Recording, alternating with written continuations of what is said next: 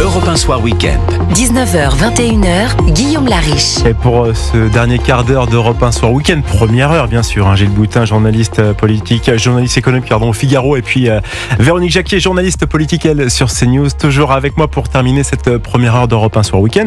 Petite question simple, Véronique, est-ce que vous savez quelle est la première cause de mortalité routière en France ? Petite idée. Le cannabis. Le cannabis, ça ce serait les pétards.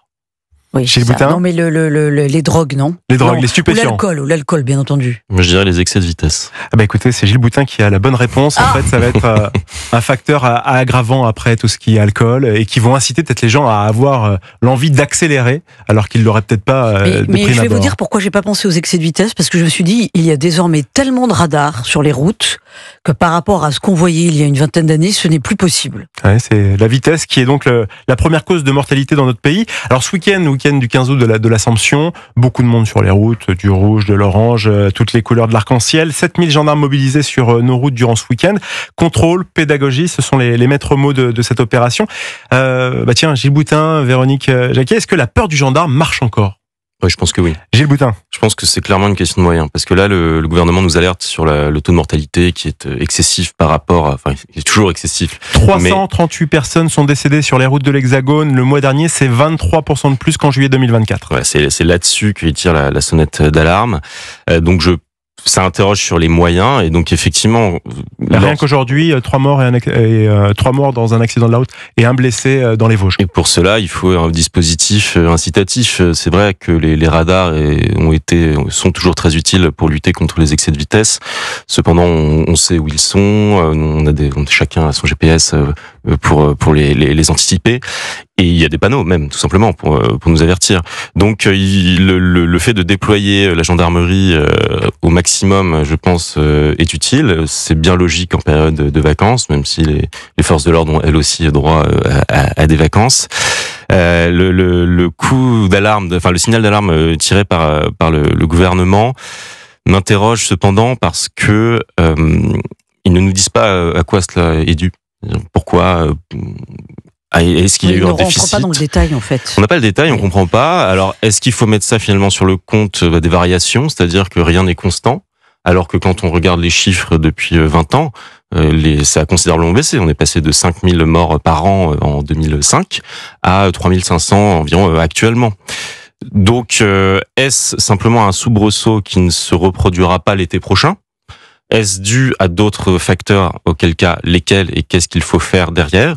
Et ensuite se pose la question du dispositif plus structurel. Faut-il un serrage de vis ? Mais alors on part par quoi ? Vers des amendes plus fortes, de la pédagogie dans les écoles, un permis de conduire plus difficile ? Telle est la question. Faut-il aller toujours plus loin ? Et quel est notre seuil d'acceptabilité sociale pour ces mesures dont le but est de sauver des vies, mais qui exercent une contrainte sur tout le monde.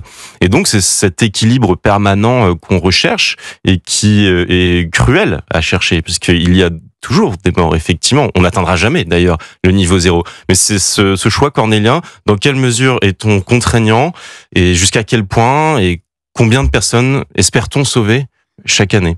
Véronique Jacquier, tout à l'heure, Gilles nous rappelait les chiffres, à peu près 3500 morts, donc 3500 personnes qui ont perdu la vie sur les routes de France l'an dernier. Il faut savoir que 2 personnes sur 3 sont mortes dans l'accident qu'elles ont elles-mêmes produit. Et donc que la personne restante est une victime. Vous parliez des stupéfiants tout à l'heure, moi je vais vous parler d'alcool. L'alcool présent dans 30% des accidents mortels, 1 sur 3 grosso modo. Est-ce que la tolérance zéro sur l'alcool serait utile ? Alors il y a aussi, parce que moi je suis têtu, vous savez, j'ai parlé de conduite sous cannabis, il y a aussi un accident mortel sur 5 qui implique un conducteur positif aux stupéfiants. Et cette part passe à un accident sur 3 la nuit, le week-end.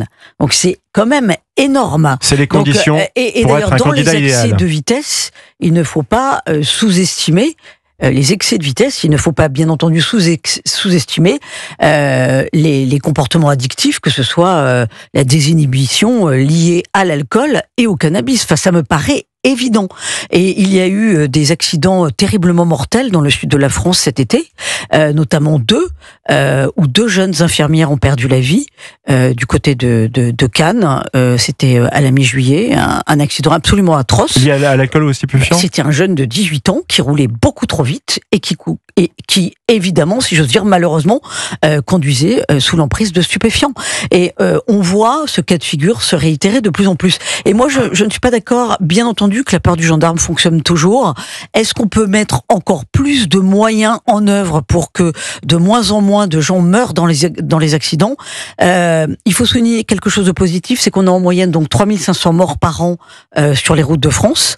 Ce chiffre, il était 5 fois supérieur dans les années 70. Oui, 70, voilà. On était à 15-16 000 Dans les années 70, morts, ouais. on était à 15 000 et quelques. C'était une hécatombe avec en plus des voitures beaucoup moins solides.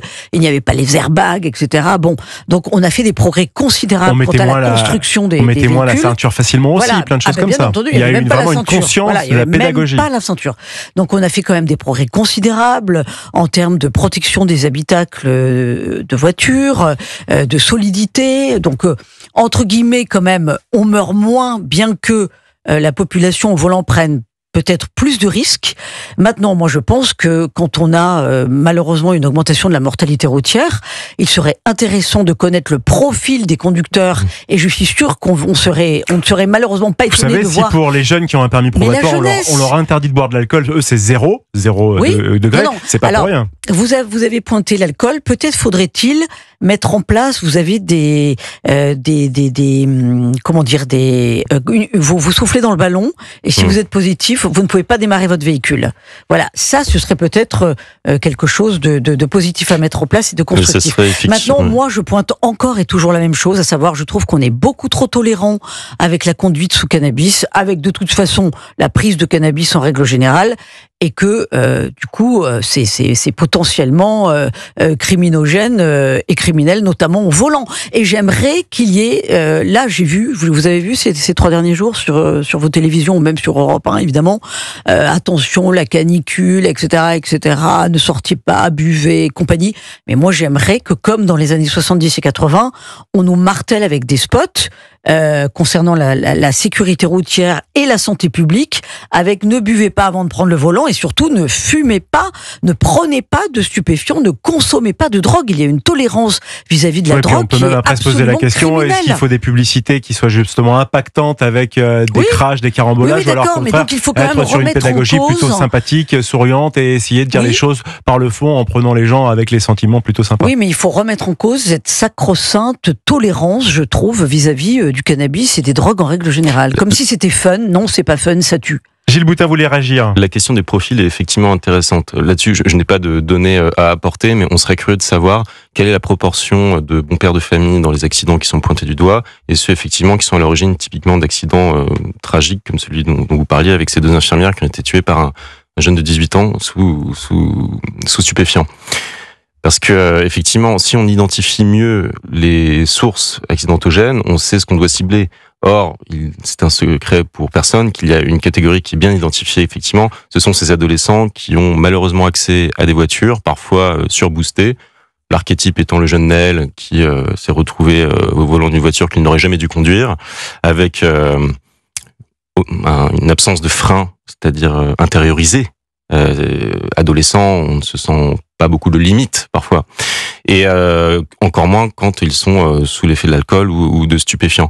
Et donc on aimerait connaître la proportion et savoir dans quelle mesure il y a un chantier à mener de ce côté-là au niveau de l'éducation, parce qu'on parle régulièrement de nos défaillances au niveau de l'éducation et de l'encadrement de notre jeunesse globalement sur le temps long, c'est-à-dire sur de former des générations entières et de s'éviter un certain nombre de choses. Et ce phénomène de la délinquance routière, on l'a peu évoqué, il me semble. On l'a évoqué sur d'autres points, comme la laïcité, tout simplement la violence. Mais sur ce point-là, on ne l'aborde pas. On aimerait savoir quelle est sa part, sa présence, et est-ce que le déploiement de forces de police est effectivement bien ciblé ou non, et comment agir plus structurellement sur ces jeunes qui provoquent des drames absolus qui seraient très facilement évitables.